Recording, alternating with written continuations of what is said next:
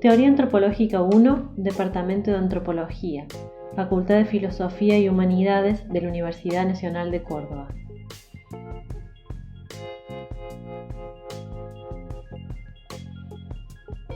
Mi nombre es Cecilia Díaz. Hoy vamos a adentrarnos en las actividades de investigación impulsadas por Franz Boas y el círculo de colegas e investigadores orientados por él, considerando las repercusiones de sus planteos tanto en el ámbito universitario estadounidense como en debates sociales más amplios sobre la raza, el sexo y la cultura. Al hacerlo, seguimos de manera tentativa el recorrido que el historiador Charles King traza en un libro publicado en 2019 con el título Gods of the Upper Air, donde hilvana textos antropológicos, materiales de archivo de investigadores que integraban el círculo boasiano y estudios historiográficos sobre trabajos de la época. Con el objetivo de enmarcar esas cuestiones, quisiera comentar un texto breve y fundamental de Boas publicado en 1889 en la revista American Anthropologist. En ese artículo, que llevó por título Sobre los sonidos alternantes, Boas se refiere a la aparente inclinación de los indígenas a variar libremente la pronunciación de las palabras y discute las interpretaciones que clasificaban esas lenguas como más primitivas que otras por su supuesta falta de sistematicidad. Para ello cambia el eje del debate y se enfoca no en los hablantes, sino en los procesos de investigación sobre las lenguas. Recurre entonces a notas de campo de filólogos e incluso las que él mismo había elaborado durante su primera estadía entre los esquimales. Al examinar esos escritos, propone como hipótesis que las confusiones y errores no son propios de los indígenas, sino que se deben a la evidencia fonética de las lenguas maternas de los investigadores. Las modificaciones, por ende, se producen en la observación y el registro y no tienen relación con la mayor o menor complejidad de una lengua.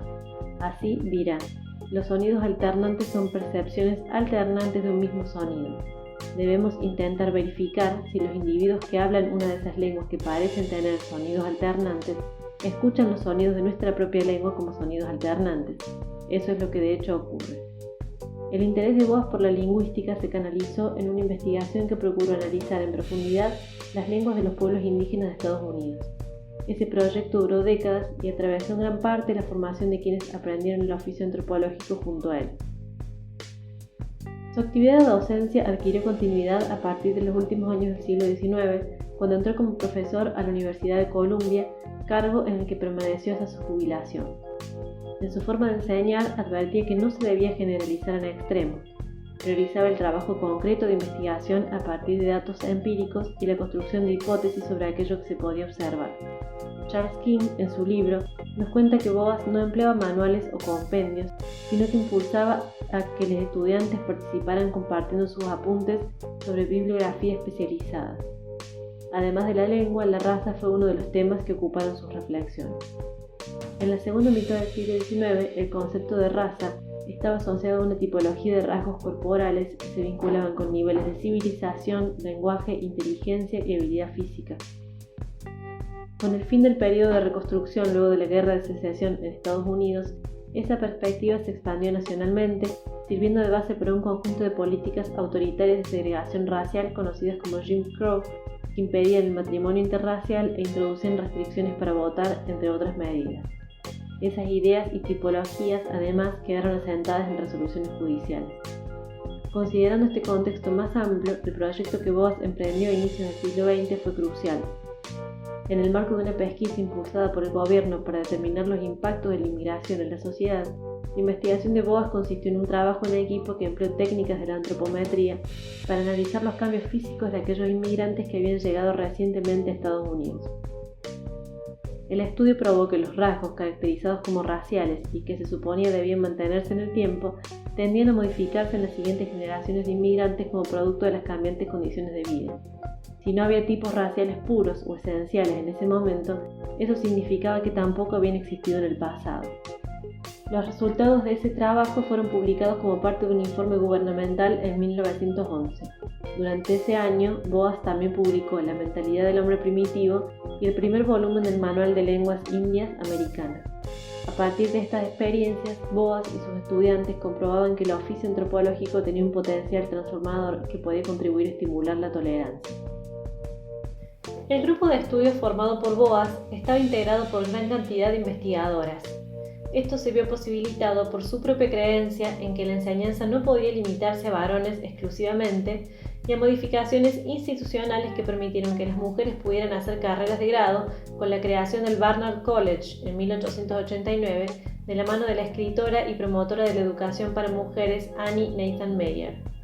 Completando las descripciones sobre la composición de ese círculo, hacia la década de 1930 empezaron a llegar indígenas a Columbia para formarse en los cursos y, sobre todo, dar clases de idiomas y participar de investigaciones revisando viejos vocabularios. En ese periodo, los encuentros esporádicos que se realizaban en casa de Boas se transformaron en seminarios que ocurrían todos los martes al atardecer.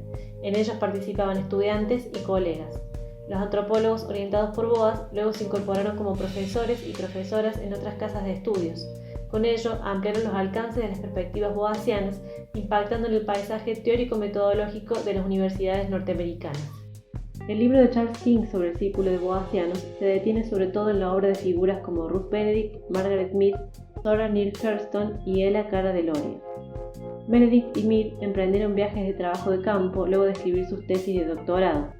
Esas disertaciones consistieron en discusiones sobre bibliografía preexistente sobre los tópicos elegidos. Benedict llevó a cabo la mayor parte de su investigación entre los Zuni, siguiendo la idea de que la personalidad, los rituales y las historias locales podían formar un sistema.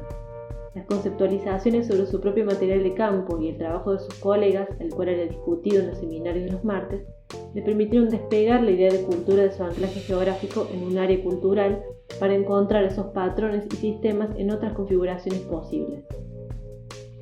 En 1934 publicó Patrones de Cultura, traducido al castellano como El hombre y la cultura, donde escribió su propia pesquisa y los aportes de quienes fueron formados por Boas en la rúbrica Relatividad Cultural. Allí sostuvo que los observadores debían considerar sus reacciones atentamente para buscar comprender las particularidades de las culturas, en lugar de justificar la imposición de la cultura propia como parámetro universal. Al momento de publicar este libro, Benedict tenía un cargo de profesor asistente en Columbia e intercambiaba correspondencia con colegas que se encontraban haciendo trabajo de campo en lugares distantes. Zora Neale Hurston, antropóloga y escritora afroamericana, se incorporó como alumna en Barnard y al equipo dirigido por Franz Boas. Combinó sus estudios con su participación en el movimiento artístico e intelectual afroamericano, que luego fue conocido como el Renacimiento de Harlem y que tenía como centro el barrio de Harlem en Manhattan. Realizó trabajo de campo desde 1927 hasta comienzos de la década del 30 en Florida, estado donde se situó su ciudad natal, y en su recorrido relevó canciones y relatos populares, lo que en ese entonces era considerado dominio del folclore. Su pesquisa, publicada con el título Mulas y Hombres en 1935, estaba escrita en primera persona y empleaba el tiempo verbal pasado de tal forma de situar su propia producción y a la vez evitar congelar las narrativas locales en el tiempo. Su objetivo era mostrar que los materiales recogidos comunicaban formas de concebir el mundo y modos de vida propios de una cultura. Esta no era una versión remanente de un pasado floreciente en África ni una reproducción degradada de la cultura blanca, creencias firmemente instaladas en la época, sino una manera vibrante y particular de ver y entender las cosas. En un contexto de políticas racistas y de supremacismo blanco, plantear que los afroamericanos poseían culturas folk coherentes que valía la pena estudiar en sus propios términos era una idea radical. Con posterioridad a la publicación, volvió a los sitios visitados con el etnomusicólogo Alan Lomax y grabó canciones e historias locales destinadas a la biblioteca del Congreso. Luego ganó una beca Guggenheim para continuar investigando sobre prácticas mágicas y espirituales y partió a Jamaica y Haití. Allí pudo observar que esas prácticas y creencias, nucleadas en la palabra vudú, formaban parte de la vida de las personas y constituían una fuerza del presente. Mientras terminaba esa investigación, publicó la novela Sus ojos miraban a Dios, hoy considerada entre las obras literarias más influyentes de la literatura en lengua inglesa. Un año después, publicó la etnografía titulada Tell My Horse, donde da cuenta de la investigación realizada en el Caribe. Margaret Mead, por su parte, investigó el problema de la difusión entre los pueblos que habitaban islas distantes de la Polinesia en su tesis doctoral y viajó posteriormente a Samoa. Allí desarrolló el enfoque de etnología de la actividad a partir de un trabajo de campo que, luego de la devastación provocada por un huracán, se centró más en la vida cotidiana que en circunstancias ceremoniales. Su libro Adolescencia, Sexo y Cultura en Samoa, publicado en 1928, se basaba en entrevistas con mujeres jóvenes que se acercaban a la casa que ella ocupaba para conversar sobre sus experiencias en la aldea. A partir de esos materiales, Mead sostiene que las vivencias ocurridas en el paso entre la infancia y la adultez se encuentran atravesadas por las particularidades propias de cada cultura. De ese modo, la rebeldía contra los valores adultos, que era considerada constitutiva de la adolescencia, era una de las maneras de concebir y transitar ese periodo vital y no se parecía en nada a lo vivido por los y las jóvenes en Samoa, cuyas experiencias enfatizaban la libertad. Esa investigación, planteada como un espejo para problematizar la sociedad estadounidense, se convirtió en un bestseller. En 1935, a partir del trabajo junto a Rio Fortune en Papúa Nueva Guinea, publicó Sexo y Temperamento en las sociedades primitivas. El objetivo era indagar cómo se establecían conexiones entre los roles considerados propios de varones y mujeres y las características de la personalidad individual, empleando material de campo entre los Arapesh, los Mundugumor, hoy reconocidos como Biwat, y los Chambuli, hoy llamados Chambri.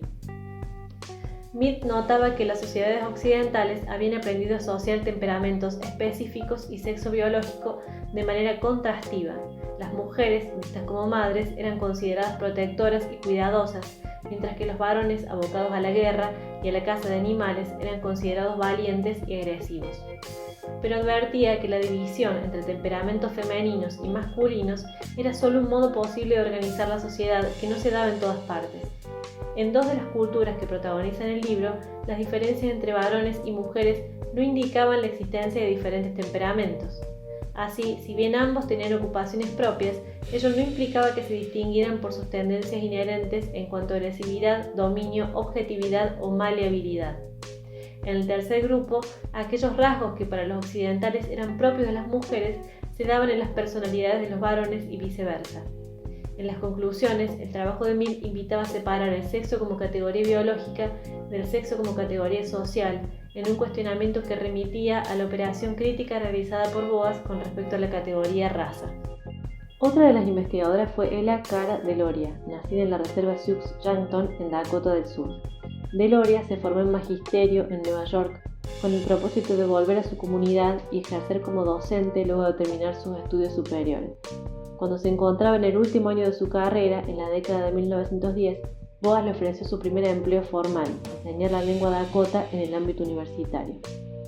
Casi 2 décadas después, en 1927, Boas la convocó para analizar viejos informes y estudios que habían sido publicados por la Oficina de Etnología Americana y el Museo de Historia Natural en el siglo XIX.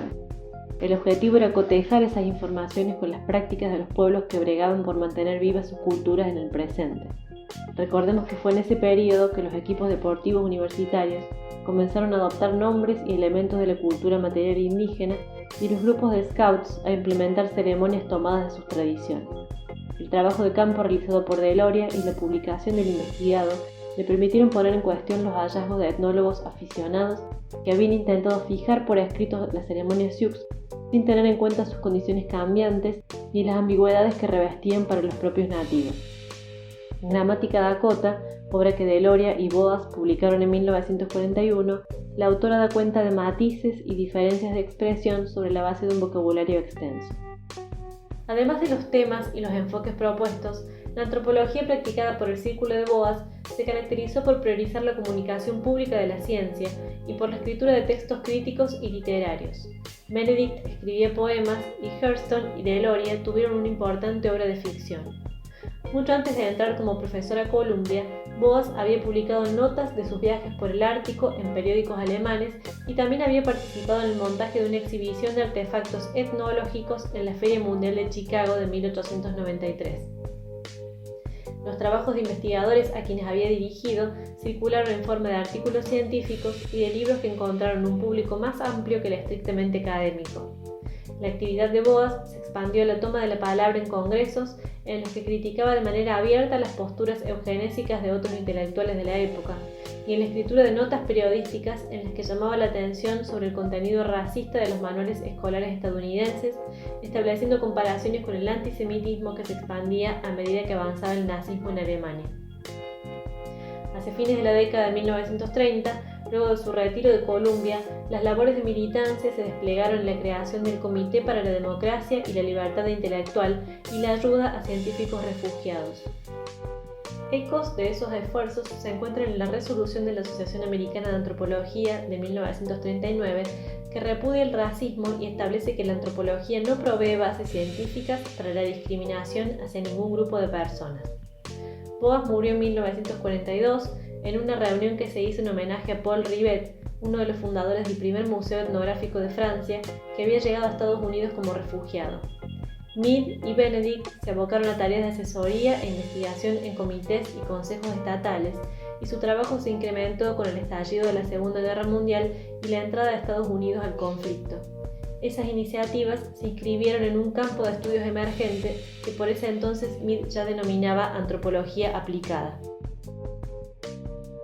Así como al comienzo de este podcast nos detuvimos en un artículo breve de Boas sobre los sonidos alternantes, me gustaría finalizar mencionando un texto que Benedict publicó antes del Crisantemo y la espada, una de sus obras más conocidas y criticadas en la que aborda la cultura japonesa. El texto al que me refiero se tituló Las razas de la humanidad y fue publicado en coautoría con Ginny Welfish, una joven profesora de Columbia, en 1943. Se trataba de un folleto destinado a las tropas norteamericanas que explicaba de manera didáctica aquello que se sabía científicamente sobre la raza, recopilando evidencia de disciplinas como la biología, la historia, la psicología y la sociología. La gran cantidad de críticas que Benedict y Welfish recibieron por decir en esas páginas que el color de la piel no implicaba diferencias en términos de capacidad mental, mostró no solo los alcances del racismo en la sociedad estadounidense, sino también la necesidad del trabajo antropológico para la construcción de un mundo respetuoso de las diferencias.